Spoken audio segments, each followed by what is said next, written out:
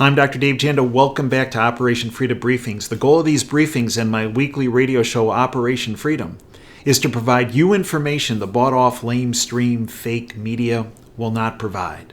You can join us every Sunday for the radio show. It's live. It's free. All you have to do is go to davejanda.com, hit the Listen Live button. That'll take you to Wham Talk 1600 streaming service. Hit play, and you're with us. Great guests, great analysis. The show runs every Sunday from 2 to 5 p.m. Eastern Standard Time. Now, if you miss the show, you can get the podcast as being a subscriber to davejanda.com. At davejanda.com, we have the public side where we upload information on a very regular basis. And we also have the subscription side. I believe one of the biggest bangs for the buck in all the internet, extra shows, extra content, all the podcasts, not just to the radio show that week, but for every week all the way back to Operation Freedom's inception 10 years ago. In addition, we're always available on this YouTube channel, but if we are taken down, where all of our content is located 24/7 is davejanda.com.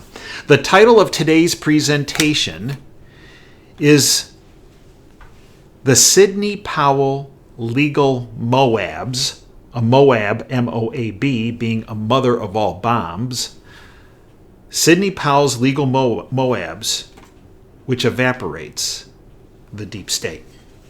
Oh, don't let the bought-off lamestream fake media, tentacle of the deep state, kid you. They're panicked, and they're desperate. Sidney Powell and her team working in conjunction with Lynn Wood, and remember, we've talked about this. This is a two-front war. We have Sidney Powell and Lynn Wood working on the electronic side, and we have Rudy Giuliani and his team working on the paper side, the dead vote, the mail-in vote, the absentee fraud, you name it. Two-front war, similar to MacArthur in the Pacific during World War II and Patton and Omar Bradley in the European theater. That is the war we are facing against and involved in the deep state. And this is war. No mistake about it.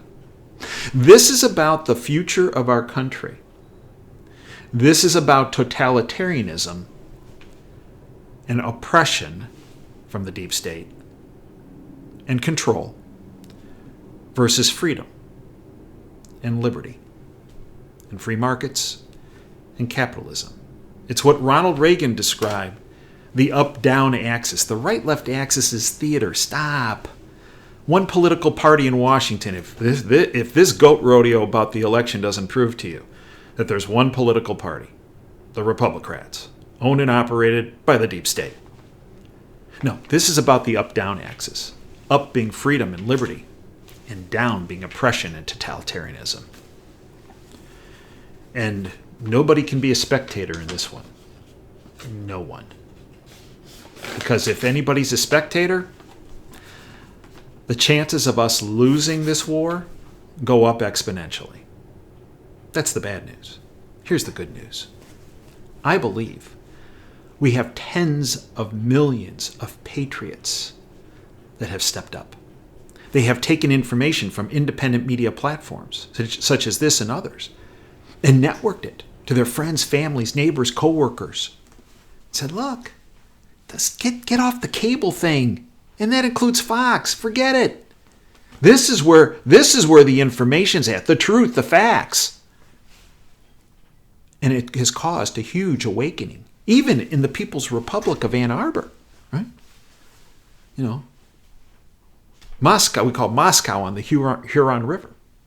It's an awakening right outside that window. Never seen it before. And I've lived here well over 30 years. What really got people's attention is the fact that no one, zero, not even Joe Biden, believes that he got 80 million votes legitimately. No way.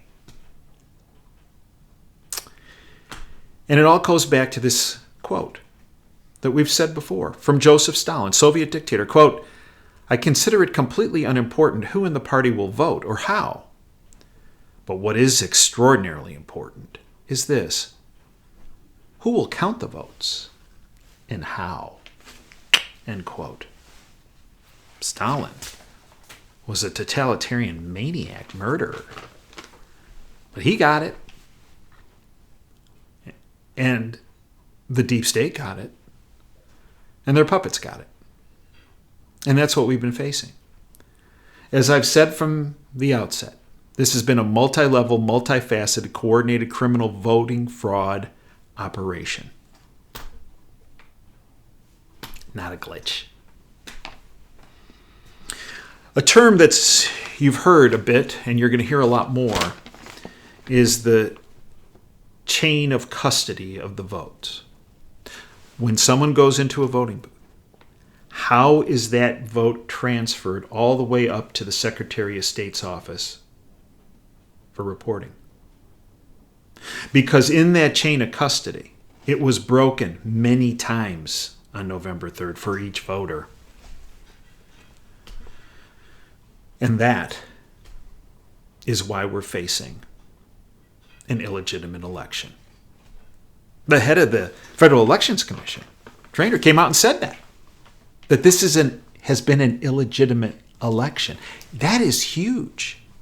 So to all those people saying, all is fine, let's just move on and let's hear about who Basement Joe is going to bring into his cabinet. Sorry, he's not the president-elect. The electors don't vote till December 14th.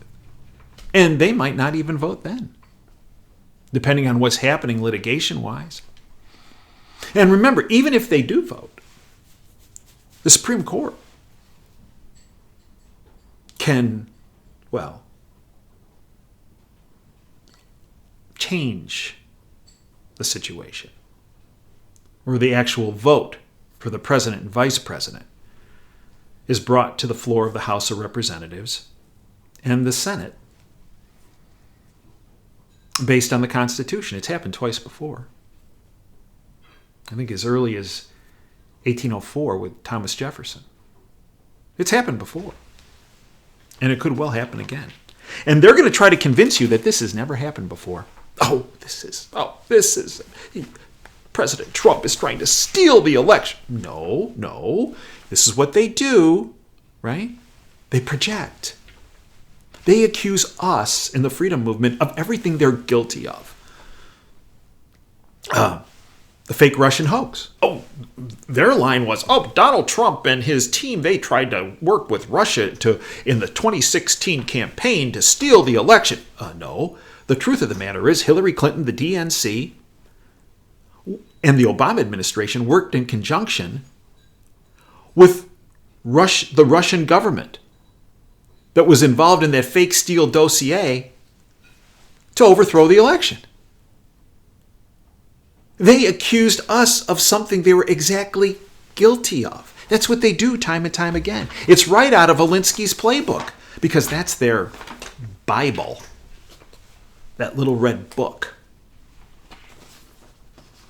Speaking of books, my mom, I've talked to you before about, was a history teacher and avid reader. She tried to make her son into an avid reader. She pretty well succeeded on that. And when I was a freshman in high school, she brought me a book. It was written by somebody by the name of Sun Tzu. She handed me this book. She goes, "You're going to read this right now. That's your reading assignment. Questions will be asked every evening at the dinner table." I'm like, what? Why am I reading about this guy Sun Tzu and this art of war?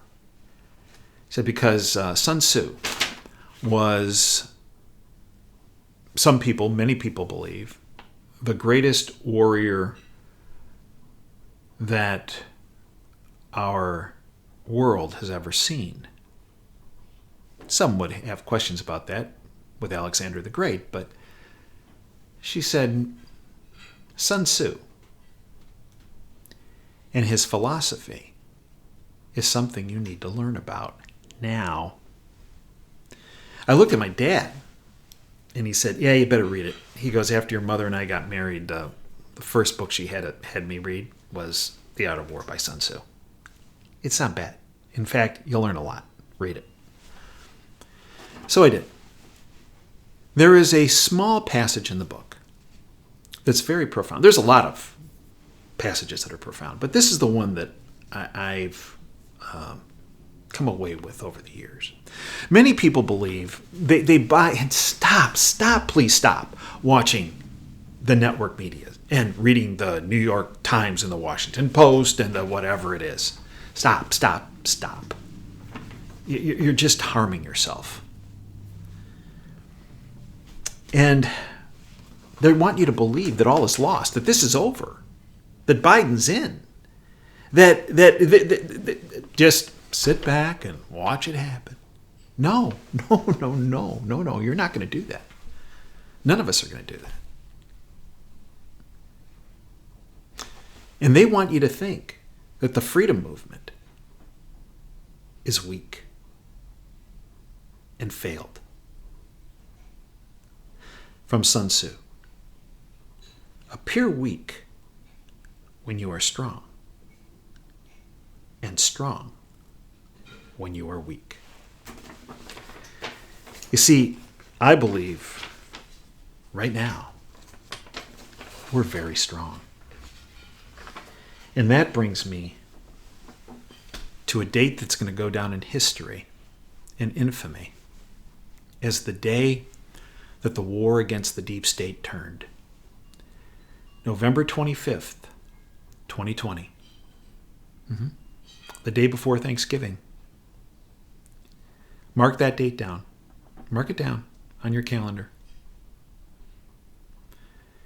It was the modern day equivalent of December 25th, 1776, the night General Washington crossed the Delaware. He had a ragtag group of Continental soldiers. They weren't supposed to win a game of bingo, let alone a battle. They were tired, hungry, broke. They had minimal clothing, minimal ammunition. And the weather that night was horrendous. Rain, sleet, snow, gusting winds. But they got on those boats. And they crossed the Delaware. And 99% of the public didn't know what was happening. Much like today. The vast majority of the public, maybe not 99%, 90, 80% of the public today, they don't realize that we are in fact winning. That we are strong. General Washington that night crossed the Delaware. And then he and his group of Continental soldiers engaged in the Battle of Trenton against the Hessians. And they won. It was the turning point of the Revolutionary War. My mom drilled that into me time and time again. That when others might think you are defeated, Dave, remember General Washington and his Continental Army. If they can do that, you can do that. Our country can do that. That's what the deep state doesn't want you to realize. So what happened on November 25th, 2020 that the deep state does not want you to know about? Freedom was the victor across the board. General Flynn, an innocent patriot, was issued a pardon of innocence. And in the process, much to the displeasure of the deep state, General Flynn entered the battlefield. He is not a game changer. He's a game ender. Period. Big day, November 25th, 2020. But that's not all. Sidney Powell and her team dropped legal MOABS, mother of all bombs, on Georgia and Michigan, which will destroy the election fraud perpetrated by the deep state. Attorney Lynn Wood won a victory in the 11th Circuit, which will lead to a hearing of the legitimacy of the Georgia vote. The devastating testimony before the Pennsylvania Senate led by Rudy Giuliani on the vote fraud in Pennsylvania destroyed the deep state. And the Supreme Court on that evening stuffed Andrew Cuomo, deep state hack, on him trying to prevent and block religious freedom. It is a very important day. And while all that was going on, Lynn Wood and Sidney Powell and President Trump gave you a heads up about Kraken. They all retweeted an article entitled Sidney Powell's Kraken, his Department of Defense cyber warfare program. We are at war.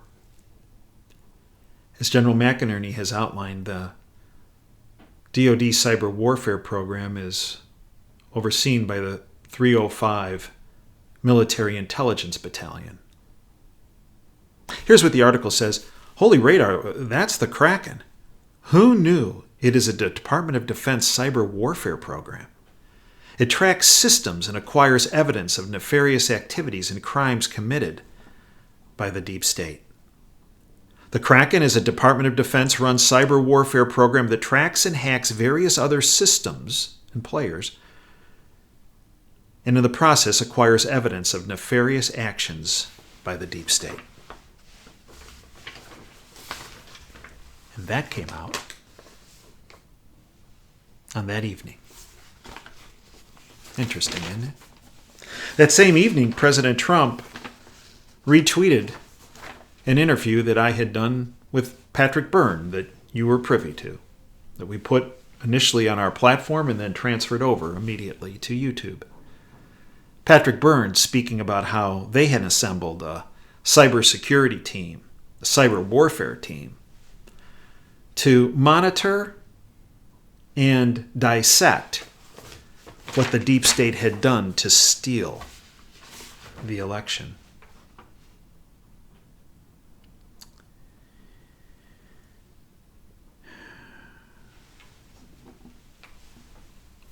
So I sent out a memo, and I want to read it to you.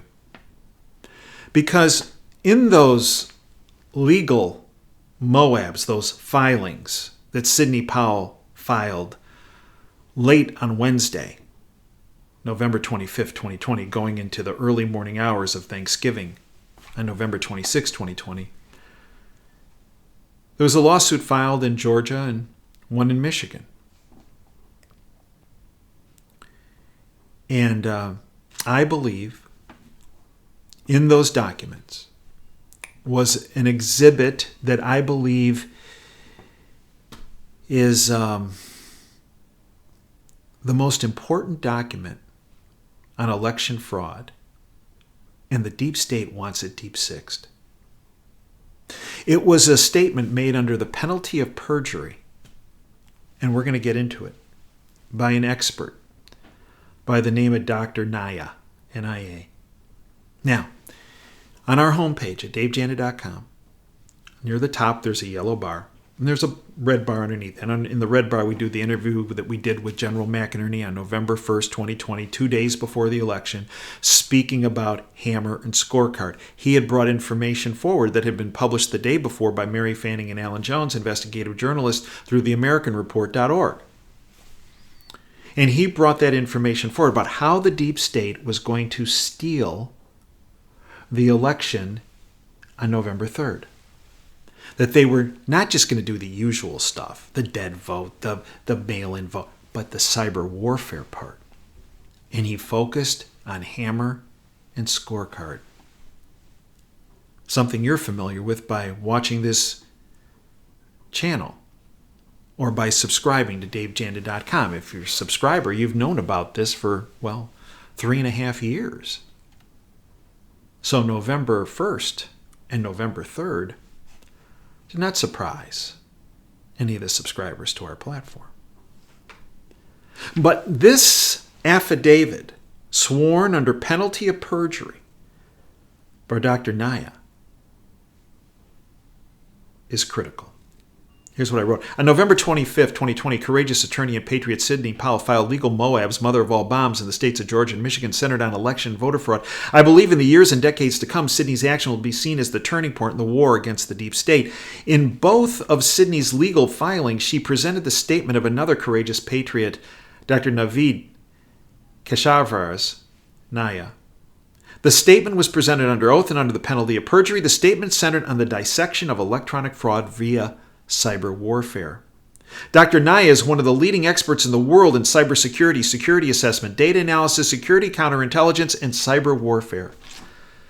I believe every American should not only read this important document, which is why we made it available at davejana.com, so you don't have to sift through Scribd and all the documents, but we must take the next step of networking it to every friend, family member, neighbor, coworker, and contact. And I also believe every American should contact their members of Congress in Washington, D.C., and their state governor and their members of their state legislature and demand they read the statement from Dr. Naya and that act upon it immediately. Because if they did act upon it immediately, no electors would be seated, and the election would be considered null and void. That is the statement I sent out to our subscribers.